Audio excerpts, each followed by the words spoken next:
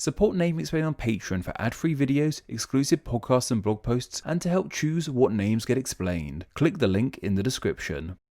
The first thing I have to stress about this video is the reason why the word would is in the title. The full title of this video should be what language would Santa speak if we could spot him, not what language would Santa speak if he was real, because Santa is obviously real. I just needed to reiterate that. It's undeniable that Santa Claus is a pretty busy guy. He is beloved by many across the globe, and due to his worldwide travels, all in the span of one night, it means he must interact with a lot of different languages. So many in fact, he has gained a ton of different names in different languages too, such as the French Père Noël, the German WEIHNACHTSMANN, and the Russian Ded Moroz, just to name a few examples. We've already looked into how we speak about Santa Claus in the past, so today I want to talk about how Santa would speak about us, or anything for that matter. While Santa may come across a plethora of languages during his travels, what language would the big man speak himself? That's the question I've been thinking about a lot recently, and it's this silly idea I want to make my silly little last video of the year about. Yes, this is the last time you'll be hearing from me in 2020. As usual, I'll be taking a couple weeks off over the holidays, but have no fear as I'll be back with fresh videos on the 4th of January. Anyway, before I get too wrapped up in thinking about my time off of doing little more than eating my own body weight in food and playing video games, we have this question to answer. What language would Santa Claus speak? Well, there doesn't seem to be a clear answer to this question. No one has ever spotted the guy, let alone had a full-blown conversation with him. Though we have some ideas as to what he may speak due to theories we have about this mysterious man, ideas that relate to his origins and his inspirations. A kind of boring idea is that he speaks the language I'm speaking too.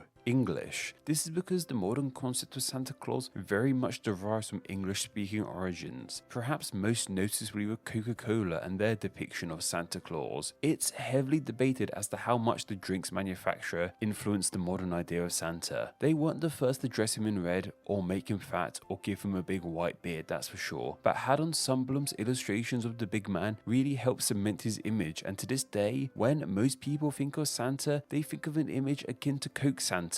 I have no doubt that Coke would have intended their all-American Santa to speak nothing more than the all-American language of English. And of course, many popular portrayals of the man are products of America, where he speaks English too, such as Elf and Miracle on 34th Street. However, this modern English-speaking, soft drink swigging Santa was based primarily on 3 different historical/legendary figures from 3 very different parts of the world, meaning they all had separate languages. The oldest figure that Santa Claus is inspired by is of course St. Nicholas. This saint lived between 270 AD and 343 AD. After his parents died when he was young and left their fortune to him, he used his money for kindness and to give gifts to children. You can see how he evolved into the figure we know today. Saint Nick is believed to have been born in the ancient town of Patala and lived most of his life in the nearby town of Myra. These 2 places are located in the modern nation of Turkey. While it would be incredibly fitting for a man whose holiday is associated with eating turkey to come from Turkey and speak Turkish, this really isn't the case, as at the time he was alive, this part of the world was known as Asia Minor and was a part of the Roman province of Greece, so St. Nicholas is seen as being Greek and speaking Greek. So one idea as to what language Santa Claus would speak is Greek, and I for one really didn't expect a Mediterranean tongue to be coming out of the mouth of someone so heavily linked to snow and sleighs. St. Nicholas would go on to inspire a figure from another European country, that being the Netherlands, and their December gift giver of Sinterklaas. That name unto itself is a Dutch translation of St. Nicholas and will go on to be corrupted into Santa Claus. This Dutch gift giver heavily inspired the modern Santa too, and is still widely beloved in his home nation. You may think this means he speaks Dutch then, and that Dutch could be another contender for Santa's tongue. And while I imagine he does speak Dutch, the story goes that Sinterklaas actually resides in Spain and travels by boat into the Netherlands, so perhaps he actually speaks Spanish, as does Santa, another language I really didn't expect him to speak. While these figures and legends were being created, on the island of Great Britain that I call home, a different figure was becoming linked with winter and Christmas, that being none other than Father Christmas, and this name is still used in conjunction with Santa Claus. While they may now be just two different names with the same figure, Father Christmas was a unique character unto himself to begin with. He seems to come from pagan roots, and I read he was worshipped in hopes of a mild winter to begin with. Father Christmas was popular across a lot of Northern Europe, though he was mainly celebrated in England. We still use this name often. This could easily be another point for Santa speaking English, and while Father Christmas most likely spoke English, it definitely wouldn't have sounded like the English I am speaking right now. Father Christmas was popularized in England during the Middle Ages, and the English spoken at the time is now known as Middle English. This is the same kind of English the Canterbury Tales were written in. I personally love the idea of Santa speaking some archaic language like Middle English.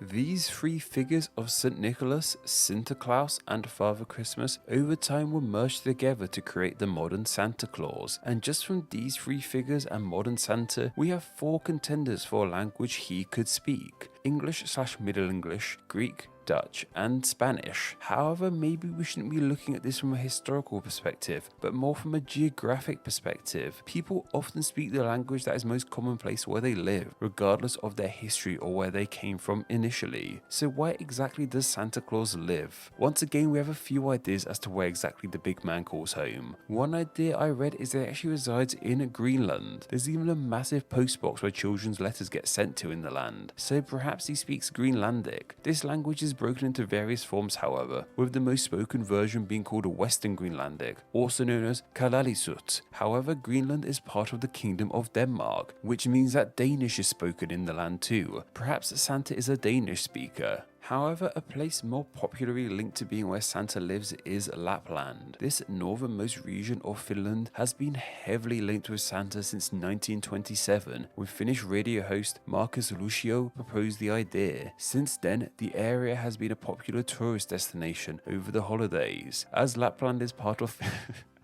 I wrote popular toast destination, so popular tourist destination in my original script. That's just making me laugh at all these pieces of toast. Just mucking about in Lapland, really.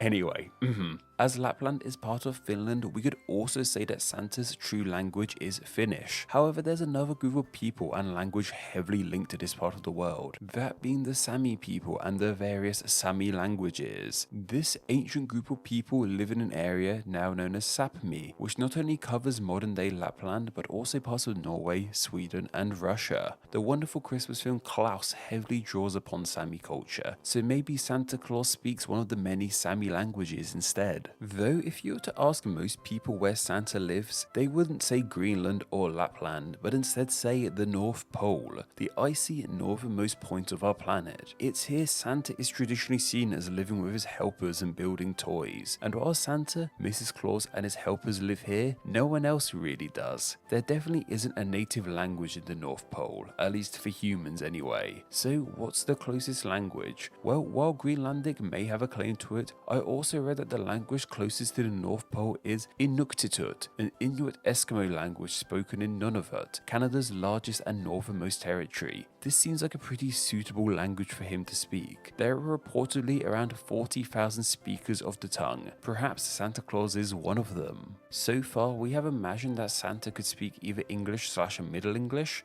Greek, Dutch, Spanish, Greenlandic, Danish, Finnish, Sami, or INUKTITUT. That's 9 different languages. That's a huge amount of possibilities. But why should we narrow it down to just one language that Santa needs to speak? He is seen as a pretty magical being, from being able to make reindeer fly to being able to deliver toys to billions in one night. I wouldn't put it past Santa being an omniglot and being able to speak all 9 of these languages, plus many, many more. Maybe his magic allows him to understand anyone, and anyone be able to understand him, like a babblefish or the TARDIS's translation circuit. pocket. Though maybe we're being too realistic. Maybe Santa speaks a language we humans don't know of. His workers that I mentioned earlier are predominantly elves, so perhaps he speaks an elvish tongue our human ears simply couldn't comprehend. Santa is a being of joy and happiness, however he is also a figure of great mystery, and that mystery even includes us not being able to know definitively what language he speaks. I suppose some things are best left unanswered, and this is one of them. However, many more things will be answered by myself in the new year. 2021 will be another solid year of explaining names and looking into language for myself, that's for sure. Thank you to everyone who's been watching this year, whether you're a long-time viewer or discovered the channel only recently. We often use this time of year to reflect on what we are grateful for. However, I feel truly grateful that I get to do this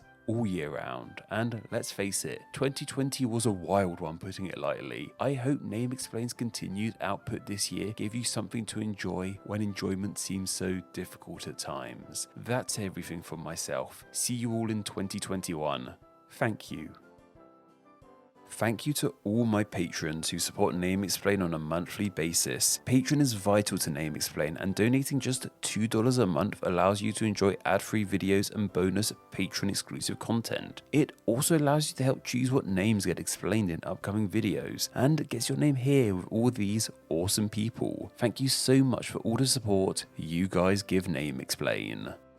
Hello all, and thank you so much for reaching the end of the video. Check out another video and subscribe to stay in the loop on all things Name Explain. You can find me on Twitter, I'm at NameExplainYT. On Instagram, I'm also NameExplainYT, and on Facebook, just search Name Explain. Anyway, I hope you enjoyed this video. Thank you all so much. Merry Christmas, Happy Holidays, and have a great New Year.